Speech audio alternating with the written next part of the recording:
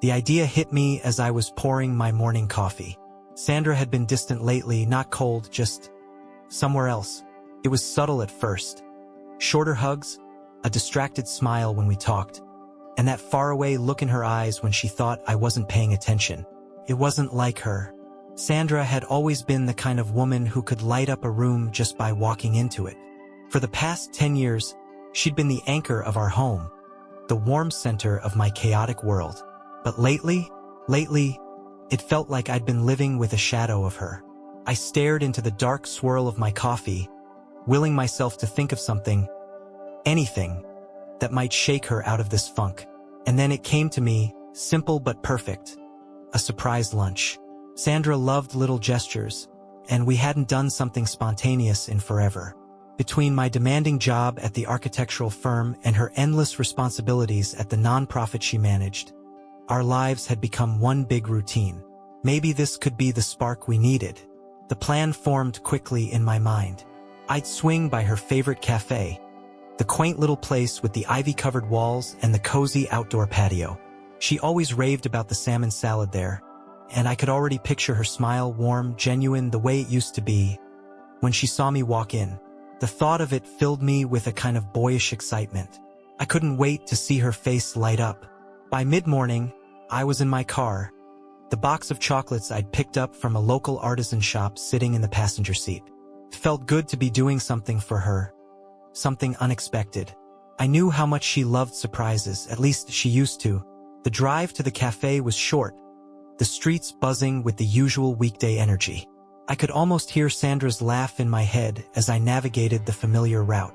I imagined her sitting there, maybe with her colleague Karen, talking animatedly about some fundraiser they were planning. Sandra always had a knack for making even the driest topics sound exciting. As I turned the corner, the cafe came into view. The parking lot wasn't too crowded, which was unusual for the time of day. I pulled into a spot near the entrance, grabbed the chocolates, and stepped out into the crisp autumn air. But as I approached the cafe, something caught my eye. A figure seated at one of the patio tables, partially hidden by the vine-draped railing. It was Sandra. I could recognize her silhouette anywhere. The way her auburn hair caught the sunlight, her delicate profile. For a second, I smiled to myself, pleased that I'd found her so easily. But then I noticed something else. She wasn't alone. At first, I couldn't make out much. Sandra was leaning forward, her body angled toward the man sitting across from her. He was dressed sharply, navy blazer, clean-cut hair, the kind of guy who looked like he belonged in a boardroom or on a golf course. They were laughing about something, the kind of laughter that seemed to pull the rest of the world into a quiet blur. For a moment, I told myself it was probably nothing, maybe a colleague from her nonprofit or one of the business donors she often worked with. But as I got closer, that uneasy feeling in my gut began to twist. Sandra's bright orange scarf was the first thing I noticed. It was her favorite, the one I bought her last Christmas when we went to that little artisan market. It had always been a point of pride for me. She wore it so often that it felt like a small, constant reminder of us. Seeing her with it now should have made me smile, but something about the way she was leaning forward, her eyes locked on this man's, made my chest tighten instead. I stopped just short of the entrance, lingering by the hedge that bordered the patio. My plan to sweep in and surprise her suddenly felt ridiculous. I told myself I was overthinking things. Sandra was a warm, personable woman. She could have been discussing logistics, swapping ideas, or sharing a joke. But the way they were seated, too close for it to be strictly professional, and the way her body tilted slightly toward his, made it harder to push the doubt away. The man said something, leaning in closer, and she laughed. Not her usual polite chuckle, but a soft, genuine laugh that sent a cold ripple through me. Her eyes sparkled in a way I hadn't seen in months. They weren't just talking. They were locked into each other's orbit. The chocolates in my hand suddenly felt absurd, like a relic from a moment that no longer existed. I stood there, frozen, debating what to do next. A part of me wanted to march in, drop the box on the table, and see her reaction. Would she introduce him as a coworker, brushing off the intimate atmosphere as coincidence? Would she stammer? Would I even believe her? But another part of me, A quieter, more cautious part told me to stay put, to wait, to watch. I shifted my position slightly, staying just out of sight behind the hedge. I felt ridiculous, like some jealous fool in a bad rom-com. This wasn't me. I trusted Sandra. I had to. Yet, the scene unfolding in front of me didn't look like trust. It didn't look like anything I could explain away. The man reached across the table, his hand brushing hers for just a moment before she pulled back, almost instinctively. My chest tightened. There it was, the confirmation I hadn't wanted. Her reaction wasn't one of someone offended or caught off guard. It was measured, like she was consciously deciding to set a boundary she wasn't entirely sure she wanted to enforce. I backed away slowly, careful not to draw attention. My mind raced with questions, excuses, and fears, all tumbling over one another in a chaotic whirl. Was I blowing this out of proportion?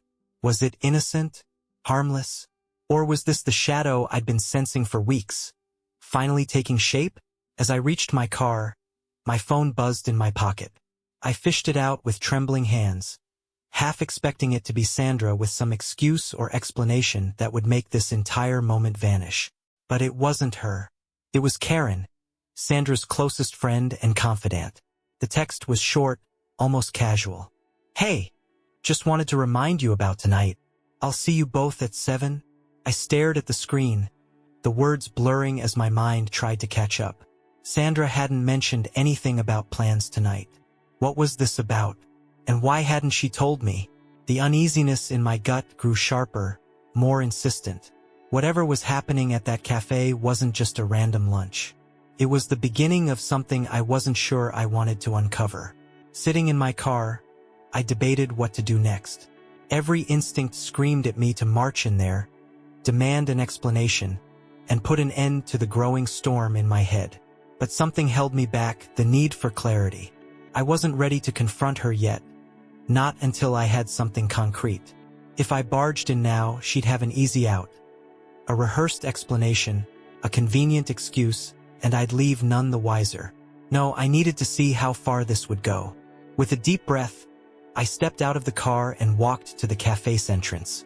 The bell jingled as I pushed open the door, and a barista greeted me with a cheerful smile. I barely noticed. My eyes scanned the room, locking onto Sandra and the man almost instantly. From inside, the view was clearer. They were still at the same table on the patio, leaning in close, their expressions too animated, too engaged for comfort. I ordered a coffee I didn't want and chose a seat just inside the window, where I could see them without being seen. From here, every detail became sharper. The way her hand rested on the table, just inches from his, and the way he seemed to hang on her every word, nodding and smiling like they shared a private world. My stomach twisted. Gripping my phone, I hesitated for a moment before dialing her number. My heart raced as I watched her reach for her purse. She glanced at the screen, and for a brief second her face faltered. A shadow of something, panic maybe, flickered across her features. But then she composed herself, sliding her chair back slightly and lifting the phone to her ear. "Hey, Michael." Her voice was light, casual, but I could hear the strain beneath it. She was trying too hard to sound normal. "What's up?" I swallowed hard, steadying my voice. "Hey, I just wanted to check in. How's your day going?" "Oh, it's busy," she said, her words coming a little too quickly. I could see her shift in her chair, her free hand fidgeting with the edge of her scarf. "I'm at the office. We've got this big meeting. It's been back-to-back all morning." I clenched my jaw, gripping the edge of the table to keep myself from reacting. Her lie hung in the air like a bad joke, sharp and undeniable. I leaned back slightly, keeping my gaze on her as she spoke. From my seat, I could hear the faint sound of her voice carrying through the open patio door. She was trying so hard to keep it together, but I could see the way her eyes darted around, as if searching for an escape. "Office, huh?" I said, forcing a casual tone. "You sound a little distracted. Everything okay?" There was a slight pause. I saw her glance at the man across from her, who was now watching her with a curious expression. She laughed softly, the sound brittle and hollow. "Yeah, everything's fine. Just, juggling a lot right now. You know how it is. I didn't respond immediately, letting the silence stretch just enough to make her uncomfortable. She shifted again, her fingers tightening around her phone. The man across from her raised an eyebrow, leaning back in his chair slightly, as if sensing the tension. "Right?" I finally said, my voice dropping a notch. "Well, I'll let you get back to your meeting." She exhaled a soft laugh, relief flickering across her face. "Thanks, Han. I'll see you tonight. Okay?" "Yeah," I said, my voice sharper than I intended. "See you tonight." I ended the call and set my phone down on the table, my pulse hammering in my ears. From where I sat, I watched as she placed her phone back in her purse, glancing nervously at the man. He said something, and she shook her head quickly, her expression tight. Whatever it was, he didn't seem satisfied. He leaned in closer, speaking low enough that I couldn't hear him. Sandra glanced around, her gaze sweeping over the café's interior for a split second. My heart jumped as her eyes passed over me, but I stayed perfectly still, my face half hidden by my hand. She didn't seem to notice, turning back to the man with a strained smile. The air felt heavy, suffocating. I'd heard the lie with my own ears, seen it in the way she fumbled for words, in the way she avoided his eyes when she answered my questions. It wasn't just a harmless lunch. This was something else, something I couldn't ignore. I sat there for a while longer, watching as their conversation continued, her movements stiffer now, her laughter less frequent. It was like she knew I was nearby, even if she couldn't see me. When the man finally stood and left, she stayed behind, fiddling with her scarf and staring at her phone as if debating whether to call me back. I slipped out quietly, my mind racing with questions I wasn't ready to face. The lie had been clear. The next step was figuring out just how deep it went. I didn't plan to approach the table. I told myself to wait, to hold onto the shred of control I still had. But as I sat there, watching Sandra fidget nervously with her scarf, my patience snapped. The image of her lying to me over the phone, sitting here with a man she claimed didn't exist, burned in my mind like a brand. Before I knew it, I was on my feet, my coffee forgotten. My legs moved on their own, carrying me across the cafe and through the patio door. The light autumn breeze did little to cool the fire raging in my chest as I walked straight to their table. Sandra didn't notice me at first. She was focused on her phone, her lips pressed into a tight line, as if she were trying to piece together a story before dialing my number. The man, Alex, as I would later learn, was scrolling through his own phone, his expression indifferent, almost bored. It was the calm before the storm. I stopped a few feet from the table, my shadow falling over them. Sandra's head jerked up, and when her eyes met mine, all the color drained from her face. The controlled, poised expression she usually wore in public shattered, replaced by raw, unfiltered shock. "Michael," she stammered, her voice barely above a whisper. "What are you? Who is this man?" I asked, cutting her off. My voice was calm, cold, but I could feel the tremor in my hands as I shoved them into my pockets to steady myself. Alex looked up, clearly startled. His phone lowered to the table as his eyes darted between Sandra and me.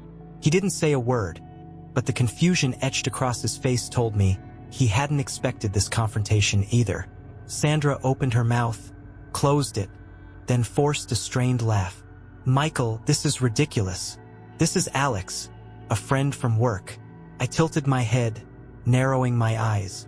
"From work," I repeated, my tone laced with quiet venom. "That's interesting because the last time we spoke, you told me you were in the office. In a meeting." Her face went pale, her carefully constructed lie crumbling in real time. I, she stammered, her eyes flickering to Alex as if searching for backup. He simply stared at her, his confusion deepening. "You're not in the office," I said, my voice rising just enough to draw the attention of a few patrons nearby. "You're here, at a cafe, having lunch with him." Sandra's lips parted, her words faltering as her gaze darted around, searching for a way out. "Michael, please," she said finally, lowering her voice. "Can we not do this here? You're making a scene." "I'm making a scene?" I shot back, unable to stop the sharp laugh that escaped me. "You're the one lying to my face. Again. And I'm making a scene." Alex cleared his throat, pushing back his chair slightly. "I think I should go," he muttered, his voice low. He looked to Sandra, his expression cautious. "Sandra, maybe we can—" "No," I snapped, turning to him. "You're not going anywhere. Not until you tell me who you are and why you're here with my wife." "Michael, stop," Sandra hissed, her voice desperate. She leaned forward, her hand brushing against my arm in an attempt to placate me. "This isn't what it looks like. I swear." Alex's chair scraped against the patio floor as he stood, his hands raised defensively. "Look, man, I don't want any trouble," he said, his tone wary. "Sandra said this was just lunch. I didn't know." He stopped himself, shaking his head as if he'd realized he'd already said too much. "You didn't know what?" I pressed, taking a step toward him. My fists clenched at my sides, the anger bubbling dangerously close to the surface. "Michael, please," Sandra interjected, standing abruptly. She placed herself between Alex and me, her hands raised as if to calm me down. "Alex, it's fine. You can go." Alex hesitated, his gaze flickering between us before he nodded curtly and backed away. "I'll, see you around, Sandra," he said, his voice tense. Without another word, he turned and walked out of the cafe, leaving Sandra and me standing alone at the table. The silence that followed was deafening. I could feel the weight of the stares from the other patrons, their curiosity and discomfort pressing down on me like a heavy blanket. Sandra reached for my arm again, but I stepped back, putting distance between us. "What was that, Sandra?"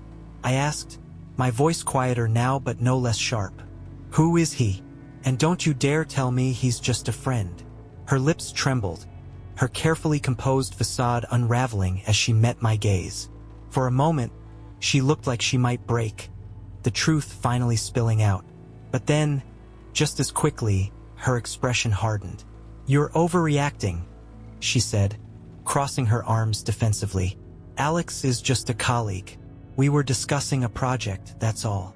"In a cafe? During a meeting you never told me about?" I challenged, my voice rising again. "Do you think I'm stupid, Sandra?"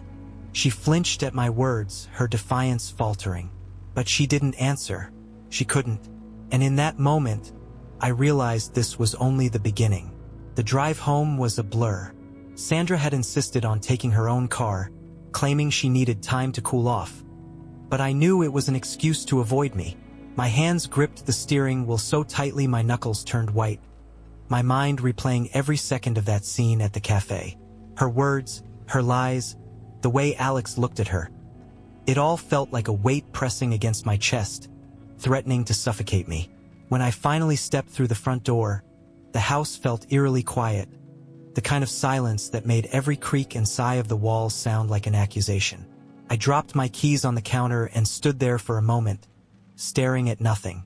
The rage that had fueled me at the cafe was still there, simmering just beneath the surface, but now it was laced with something colder. Determination. I needed answers. Real ones.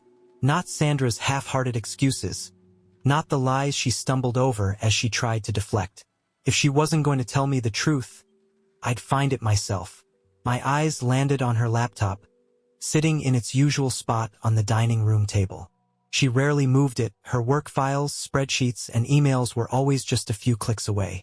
I hesitated for a moment, a pang of guilt flickering in my chest. This felt wrong. Invading her privacy, crossing this line. It wasn't who I was. But then I remembered her voice on the phone, the forced casualness as she lied about being in the office. I remembered the way Alex looked at her, the way her body leaned toward his like he was pulling her into his orbit. Whatever guilt I felt evaporated. I had to know. I opened the laptop, the familiar startup chime breaking the silence. Her password was the same as it had always been, our wedding date. The irony wasn't lost on me as I typed it in, the screen unlocking instantly.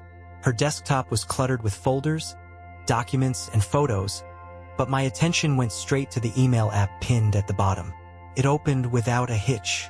No password prompt, no barriers.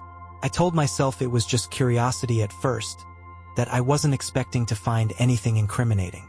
But as I scrolled through her inbox, my heart sank. There it was, a name that made my stomach twist. Alex. I clicked on the first thread, a conversation dated 3 weeks ago. My hands trembled as I read the messages, each word cutting deeper than the last. Alex, I can't stop thinking about our weekend. I haven't felt this alive in years. Sandra, me too. I hate how complicated this is, but I wouldn't trade what we have for anything. I scrolled further, my chest tightening with every message. There were photos attached, a selfie of Alex in a hotel room, a blurry shot of Sandra smiling at what looked like the same hotel's bar. The messages didn't leave room for doubt. They'd spent the weekend together, booked into the same room, sharing moments that were meant to belong to us. The correspondence stretched back weeks, maybe months. Some messages were light and playful, filled with inside jokes and flirtation. Others were deeper, more intimate. One, dated a month ago, hit me like a punch to the gut. Sandra, I don't know how much longer I can live like this. I feel so torn, but when I'm with you, everything feels right. I sat back, staring at the screen as the weight of it all sank in. It wasn't just a fling. This wasn't some passing infatuation or mistake she'd stumbled into. This was deliberate, planned, a life she was building outside of the one we'd created together. My mind spun with questions. How long had this been going on? How many times had she lied to my face while sneaking away to see him? Was every late night at the office, every weekend conference just another excuse? I kept scrolling, my hands numb as I pieced together the timeline. The messages painted a vivid picture of their relationship. Secret meetings at out-of-the-way cafes, stolen evenings at upscale restaurants I'd never heard of, and finally, the weekend at the hotel. The hotel that wasn't for some conference or work retreat, but for them. The last message in the thread was from Sandra, dated just 2 days ago. Sandra, I'm scared. Michael's been acting suspicious lately. I think he might know something.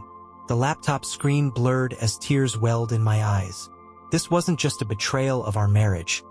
It was a betrayal of trust, of everything we'd built over the past 10 years. She knew what she was doing. She knew the risks, the damage it would cause, and she did it anyway. I slammed the laptop shut, my breathing shallow as the weight of what I just uncovered settled over me. The anger, the pain, the disbelief. It all swirled together into a storm I could barely contain. I wanted to scream, to confront her, to demand answers. But I didn't. Not yet. I needed to decide what came next. And whatever it was, there would be no turning back. The laptop sat closed on the table, its secrets still rattling around in my head like the aftermath of a thunderstorm. I paced the living room, my hands trembling with a mix of fury and desperation. I needed someone to talk to, someone who could help me figure out what the hell I was supposed to do next. And there was only one person I trusted enough for this, Jack. Jack and I had been friends since college. He was the steady one, the guy who always seemed to have his head on straight, even when life threw curveballs. We'd been through everything together. Bad breakups, career struggles, and countless drunken nights we could barely remember. If anyone could help me make sense of this mess, it was him. I grabbed my phone and dialed his number. It rang twice before he picked up, his deep, familiar voice coming through the line. "Mike? What's up? I need to see you," I said, my voice tight. "It's about Sandra." There was a pause, and I could almost hear the concern in his silence. "All right, come over." Jack lived in a modest house on the edge of town, a place he and his wife had turned into a cozy haven. His wife, Marie, was out for the day, leaving us alone in the living room. Jack handed me a beer and gestured for me to sit. His brow furrowed as he watched me like I was a live grenade about to go off. "Start from the beginning," he said. I took a deep breath, the words spilling out in a chaotic rush.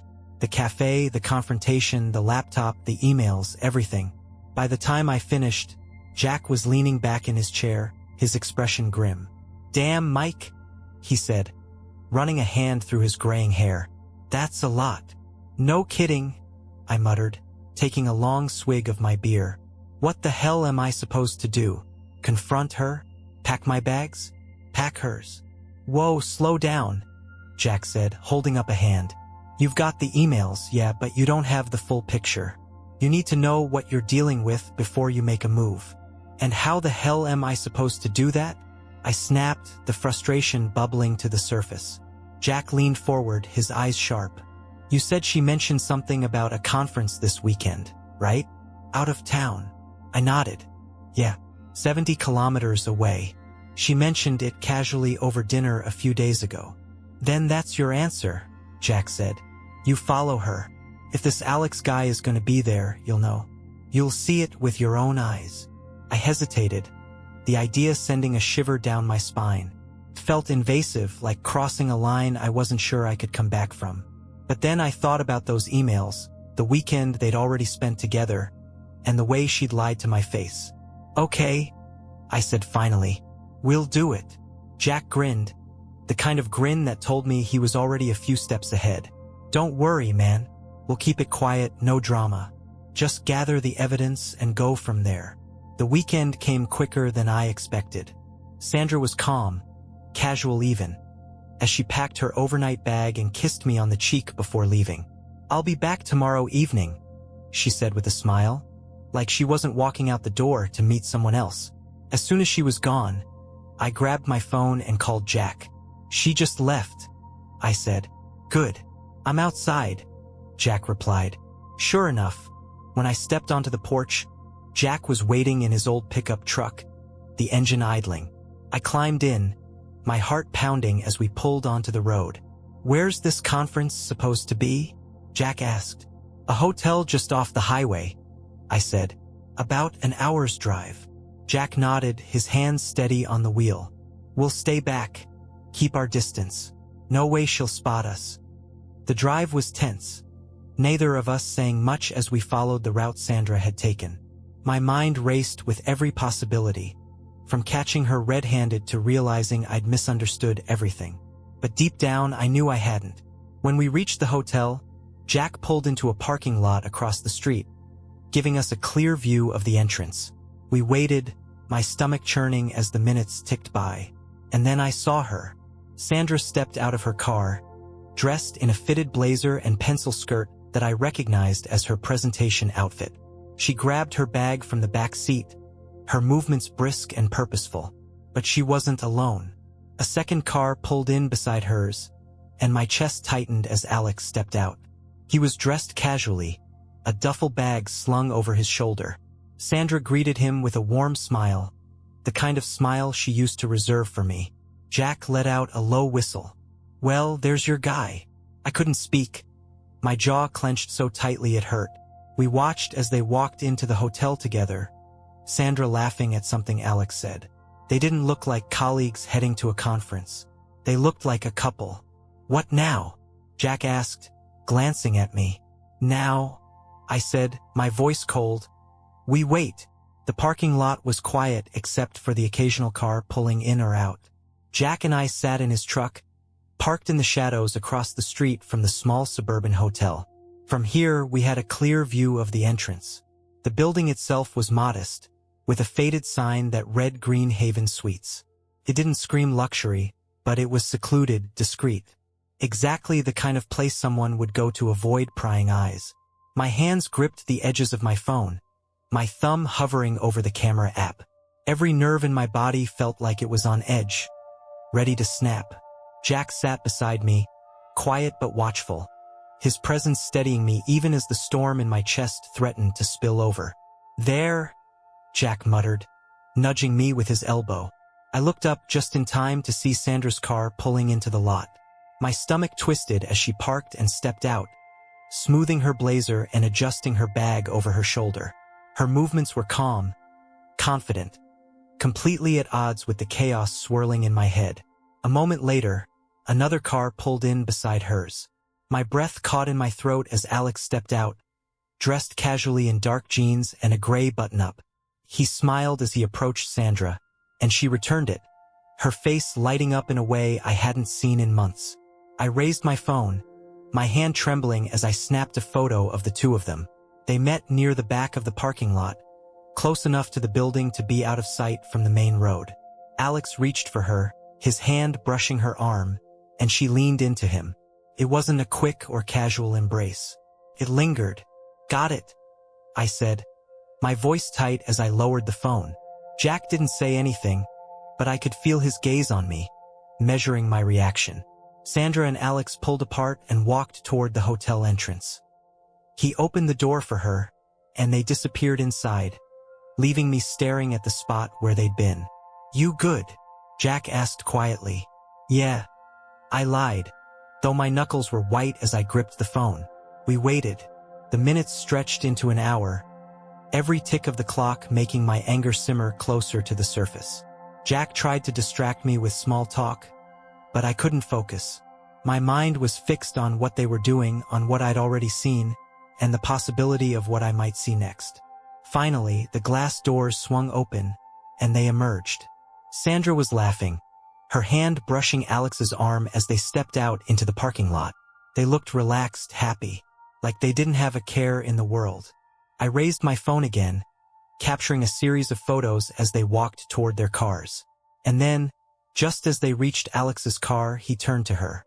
For a moment, I thought they might part with a handshake or a wave, something I could pretend was professional. But instead, Alex leaned in and kissed her. It wasn't a peck on the cheek. It was slow, deliberate, the kind of kiss that left no room for misinterpretation. Sandra didn't pull away.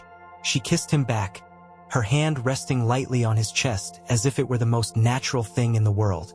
I snapped the photo, the shutter sound feeling deafening in the quiet of the truck. My chest felt like it was caving in, my breath coming in short, shallow bursts. When they finally broke apart, Alex said something that made Sandra laugh again, and then they climbed into their separate cars. Sandra drove off first, heading back toward the highway. Alex lingered for a moment before starting his car and leaving in the opposite direction. The silence in the truck was suffocating. Jack didn't say a word, waiting for me to speak first. "She kissed him," I said finally, my voice barely above a whisper. "I saw," Jack said. His tone was steady, but there was a note of sympathy beneath it. I stared down at the photos on my phone, my hands trembling as I scrolled through them. The hug, the elevator, the kiss, it was all there. Irrefutable, unavoidable. "She lied to me, Jack," I said, my voice breaking, over and over again. "I know, man," Jack said, his hand resting on my shoulder. "But now you've got the truth. You've got the proof." The proof. The word felt heavy, final. There was no more room for excuses, no more benefit of the doubt. Sandra had made her choice, and now it was time for me to decide what to do next. The drive home from the hotel was silent, tense. Jack kept glancing at me as if he were waiting for me to say something, but I couldn't find the words. My chest felt tight, my thoughts swirling in a chaotic storm of anger, betrayal, and heartbreak. The photos on my phone were all the confirmation I needed, but they didn't make any of it easier to process.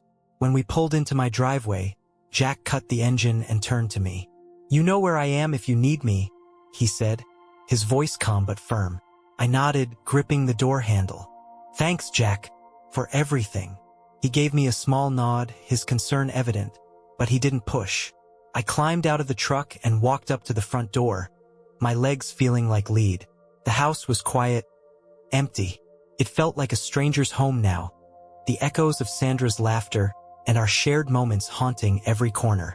I stood in the foyer for a moment, staring at nothing, and then something inside me snapped. I grabbed a box from the garage and started moving through the house, pulling her things from drawers, closets, and shelves. Clothes, toiletries, shoes, it all went into the box without ceremony. Every photo of us together came off the walls and tables, each one a painful reminder of what I thought we had. When the box was full, I set it by the door and grabbed my toolbox. I wasn't going to give her the chance to come back and talk her way out of this. Not this time. The locks on the front and back doors were easy enough to change. The rhythmic sound of the drill was oddly calming, grounding me in the task. By the time I was done, the sun was starting to set. I sat on the couch, staring at my phone. The The photos I'd taken at the hotel were still open, each one a knife to the chest. I scrolled through them one last time, then sent them to my email for safekeeping. They weren't just evidence of her betrayal. They were the final nail in the coffin of our marriage. The next morning, I called a lawyer. The office was sleek and professional, the kind of place where lives were dismantled with cold efficiency. The lawyer, a woman named Vanessa, listened carefully as I laid out the situation. Her expression was calm, neutral, as she jotted down notes on a yellow pad. "You've got clear grounds for divorce," she said finally, looking up at me. "Adultery is a significant breach of trust. The photos you've taken, along with any other documentation you have, will be crucial if this goes to court." "I don't want a drawn-out fight," I said, my voice hoarse. "I just want this over with." Vanessa nodded. "We can keep this straightforward if both parties cooperate. I'll draft the papers and include a fair settlement. If she contests, we'll be ready." By the time I left her office, the wheels were in motion. The divorce papers would be ready by the end of the week. Sandra came home that evening, her usual calm and collected demeanor noticeably absent. Her face was flushed, her eyes darting nervously as she stepped inside and spotted the box by the door. "What's this?" she asked, her voice faltering. I stood in the living room, my arms crossed. "Your things," I said evenly. "And a message. You're not welcome here anymore." Her eyes widened, her mouth opening and closing as she tried to form a response. "Michael, what are you talking about? Don't," I snapped, my voice sharper than I intended. "Don't stand there and lie to me again, Sandra. I know. About Alex. About the hotel. About everything." The color drained from her face. "You've been following me?" she asked, her voice rising. "Michael, don't you dare try to turn this around." I cut her off, stepping closer. "You lied to me, over and over again. And for what? For him? For some cheap fling?